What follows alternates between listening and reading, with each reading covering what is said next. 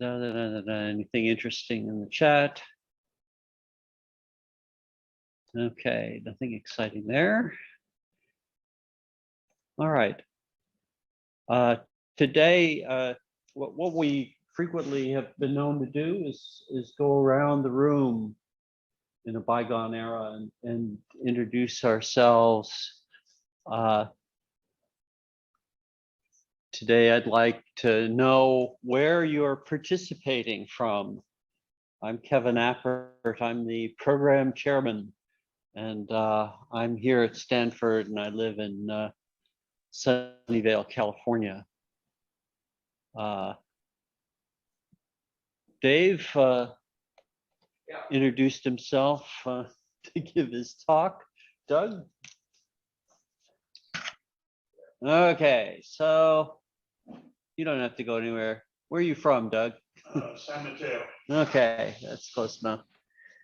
Doug has been coming to these things since shortly after the Battle of Hastings, long ago. So now we'll go to our remote participants, and let's see. Dennis is must have made some sound and unmuted because he's the focus. Dennis Roofer's network bandwidth is low. Imagine. Yeah. Went to T-Mobile's home internet, and it sucks. But not to be a bringer of bad news, and especially against my employer. So it works up most of the time. Is it like a 5G cell phone? Yeah, it runs on the 5G network, but I'm surrounded by LTE towers, so I don't get as good as needed sometimes. So Dennis was another guy that has been coming to these things. Yes, and Dennis is one of the participants in the early days of getting live streaming of meetings along with YouTube recordings, and for his service, we are grateful.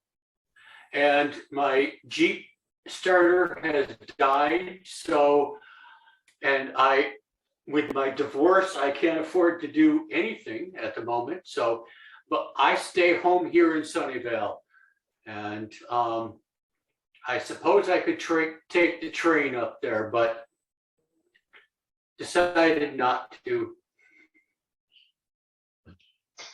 Yeah, I don't think the world is a good place for the immunocompromised these days.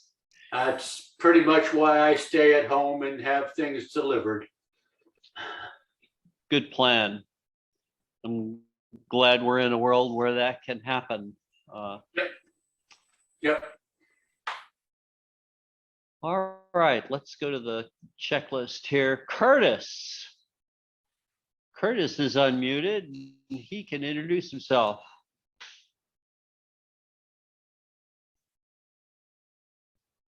Or not. All right, thank you, Curtis. Anton? Yes, hi, do you hear me? All right. Where are you from, Anton? Where are you participating from? I'm currently in Russia. What are you going to give us on fourth day? What are you going to present? Let me reach you sometime in the future. Okay, we'll hope to hear from you. Okay. All right, so Klaus, we know he's from Germany. Yeah, but I can be more specific. I mean, I'm from my desk, I'm looking at the Elbe River, and the place is halfway between Hamburg and Berlin. So it's a very nice place here. All right. David Smith introduced himself to give his talk. Yeah, I live in John? Gilbert's, Arizona, the Phoenix suburbs. John Masseria. Pardon me for mispronouncing your name.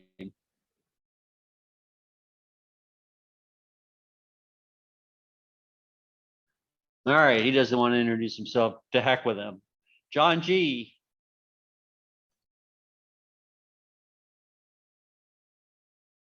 All right.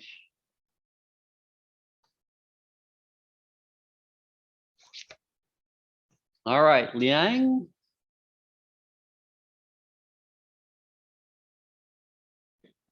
All right. Stephen A. Can you unmute?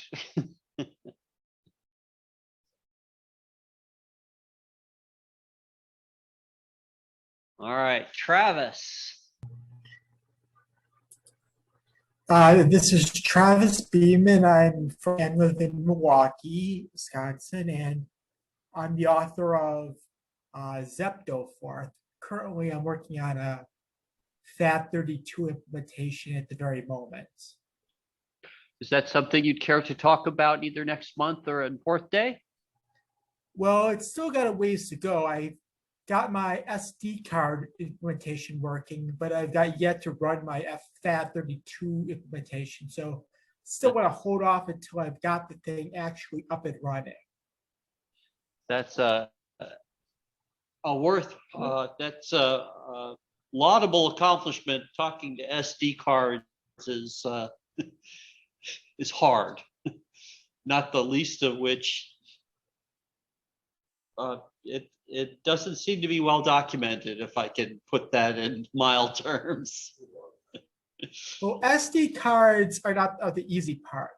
The hard part is making a comprehensive API for dealing with FAT32. And let's put it simply that the right people behind FAT at Microsoft and the various operating systems that support it did not make things any easier than necessary.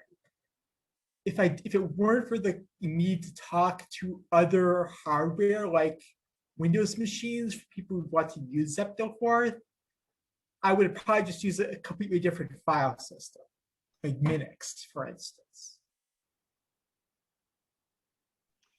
Okay, so is there anyone that hasn't introduced themselves that would care to? I'm here. Can you hear me? Yes, John. Yeah, my settings on my machine were not working with my device. So anyways, it's John. Just been at the fourth group for, I don't know, since beginning in San Jose on and off. And been an interesting experience playing with it over the years.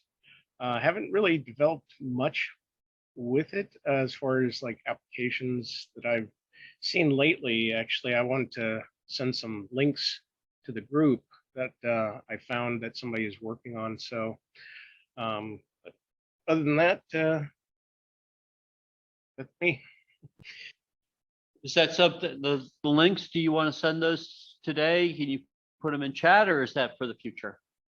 I may be able to do that. I have to remote to a different machine to get them. Okay, well, if you send them to me, they can be in the meeting notes for this meeting. Dave can take care of that for us. Okay. I wanted to mention that Dave's our webmaster and publishes the meeting notes every month and is our Stanford host as well. Okay. Oh, one last thing. Still working on the fourth archive project as far as for finding and scanning fourth manuals to in the past that have been published, as well as I've got a few more to go. But one of the things that you, Kevin, was mentioning is maintaining a hard copy of it, not destroying it just to scan it, right? So Well, I don't know how I feel about that these days. I don't know that I'm going to be able to keep a complete set of everything I'd like to. I just don't have the space. But Right. for things like, one of the things I'd like to do, and you're welcome to either do it or offer advice or participate how you care to. I don't believe that the let's see, is it the Rochester and the Silmar conferences are, I don't know, it seems like one or the other may be available, but the other one isn't. I don't know. And we can talk about this offline. Right. Yeah, I have a few formal- of those manuals myself and are of all the conferences, and I've been just debating of whether to page scan them, which unfortunately would take an extremely long period of time versus just, you know, Yeah, I think Dave apart. Jaffe has some Ting material that can be just sliced at the spine and scanned. If you want to talk to, I have some pre-sliced ones. oh, Dave has already got them sliced. Okay, great. Okay. Some of that stuff isn't really exactly 8 by 10, maybe a little larger and problematic in that regard, but you guys can work it out between you, and anything in that regard is all to the good. I remember Dave was kind enough to get Fourth Notebook up near the time of Ting's sad demise, but anything like that we can move forward would be great. Okay. Yeah, I'll All get in right. contact. Kevin, I think it was the formal proceedings that we don't have online. I've got a few of them to bring to you at some point. Yeah, I think I have a nearly complete set. I think there's like one missing. And it isn't clear to me whether it's one that's 2 volumes. I've seen 2 iterations on it. One is a 2-volume thing and one is a 1-volume thing. And I'm not sure what we've got in the storage locker right now. But I need to get started throwing stuff in the paper recycling. I'm sort of hesitant to discuss this, but I am planning to send a hard copy of starting fourth to Leo Brody, and he has agreed to sign a small number. If I will provide a hard copy, hardcover copy, and send it to Leo and back. You need to contact me and agree to provide shipping costs from your copy from me to you. There will be no other charges. If you're going to sell it on eBay, well, to hell with you. This isn't for you. But I have no way of enforcing that, obviously. So contact me offline. Once again, fourther@comcast.net. If you are interested in participating in this feeble-minded exercise. There may be a second round where we send some to Chuck, or if Chuck is going to come to Fourth Day. I don't know why anybody would come to Fourth Day these days. If you are interested in coming to the watch party here at Stanford, please contact me. It's kind of petering out. 3 people is not really worth showing up for, and the connection iffiness is maybe something we don't want to contend with. So let's talk about that. I'm perfectly willing to become completely virtual, as much as I like having lunch with you folks here. The Where are you? Where are you? we're at Stanford University in Stanford, California, near Palo Alto, or as I like Okay. to call it, the land of the tall chickens. Land of what? Tall chickens. Tall chickens, Pollo Alto. You see, there were these Spanish explorers, and they came to a creek and they wanted to divide into two groups. One went one way, one went the other. And they said, well, let's meet back at the creek. And how are we going to find this creek? These are the tallest damn chickens we've ever seen that are nesting around this creek. Just know that this is the place of the tall chickens. And from then on, it was El Pollo Alto. But when they came back, the Spanish explorers ate all the chickens. So there weren't any more chickens there. So, later on, when they couldn't find the creek, they just said, oh, they must have been talking about this tall tree here. So the name got distorted by history, but that's the way life is. All right. You asked me to introduce myself before, and my hands were full of chicken, making chicken salad, so I couldn't. How apt. Thank you. Where are you at, Stephen? I am in New Jersey, right across from Philadelphia, Pennsylvania. I will say the thing that people that aren't from New Jersey say, what exit? Right. What do they say? Most people know about the turnpike. Yeah, you say where you are in New Jersey from what exit you are. 21. Yeah. All right. So on that cheerful note, any other comments, questions, announcements? Yes, I would like to add two things, latest achievements in microcore.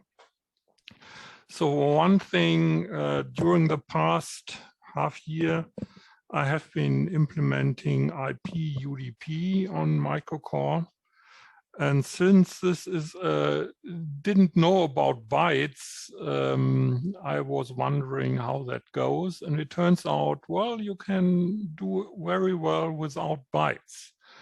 But once I had UDP running and once I understood how huge the entire IP stuff became by now and how many aspects it has, it became clear to me that it makes a lot of sense to tap into existing libraries. And this is not possible if the processor doesn't know about bytes. And therefore, I added bytes to microcore. And so now, if you run a 16 or 32-bit microcore, you can select that you want either cell addressing or byte addressing. And both is now possible. And it turned out that it was much less work than I thought. So the second thing is I got into debugging then with all the old routines also had to work in the byte addressing mode. And then I stumbled across division and multiplication. And up to this point, I only had a test routine that produced random numbers and divided them and then multiplied them back and added the remainder. And if the result was the same, it was fine, or else the overflow bit had to be set. And then I had the idea, why not do a full sweep of dividing any dividend by any divisor. And as it turns out, the test program I was able to come up with was 1022 bytes long, instructions long, which means I can address the entire program with a 10-bit microcore system, and that's what I did. I implemented a 10-bit data width microcore, and then ran the division test suite. And as it turned out, in 10 bits, it only takes 4 hours. So it is quite feasible. And lo and behold, I stumbled across a couple of bugs. Nothing numerically wrong, but in several places I got the overflow bit wrong, and that has been corrected now as well.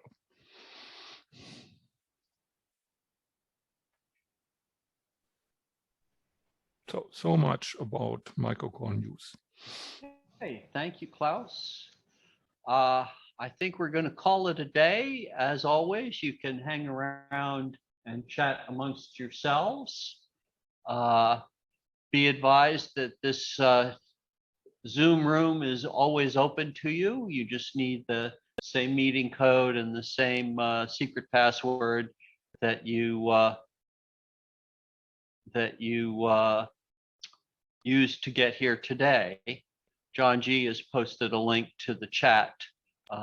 Some common fourth words, it says.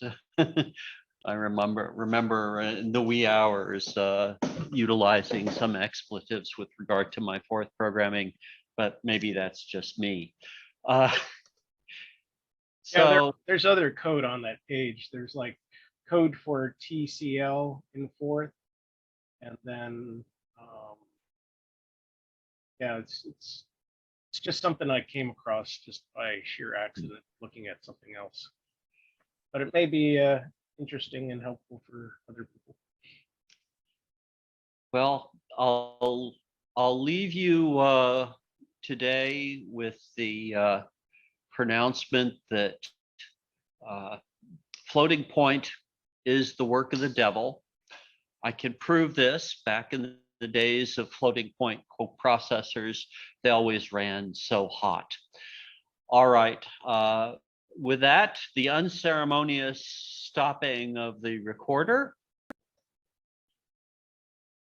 Do you wish to stop recording?